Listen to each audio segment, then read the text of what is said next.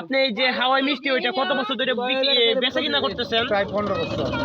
তো আপনার নামটা কি? এই দেখেন গাইস কত সুন্দর করে এই হাওয়াই মিষ্টিগুলো দেখেন। ওইখানে ভিতরে যে দেখতে পাচ্ছেন ওইটা চিনি, তারপর ওইটা দিয়ে ঘোরাই কিন্তু, তারপরে এখান থেকে মাকড়সার মতো ওইগুলো হাওয়াই মিষ্টিটা তৈরি হয়। এই দেখেন গাইস কত সুন্দর করে চিনির সাহায্যে কিন্তু এইগুলা হয়।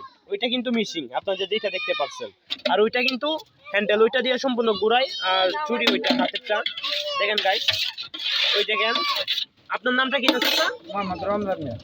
মোহাম্মদ রমজান ভাই। এর দেখেন হাওয়াই মিষ্টি সেই সব কিন্তু যারা খান নাই তাদেরকে আমি রিকোয়েস্ট করব একবার ট্রাই করে দেখবেন হাওয়াই মিষ্টি কত।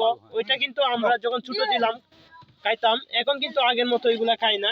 এই দেখেন অনেক বাচ্চারা জমা আছে এইখানে, অনেকেই আছে তারা নিচ্ছে, তাদেরকে ভিডিও আমি নাই করলাম। তো সবাই এই ভিডিওটা শেয়ার করবেন আশা করি। রমজান ভাইয়ের হাওয়াই মিষ্টিগুলো দেখেন, এই দেখেন সেই স্বাদ।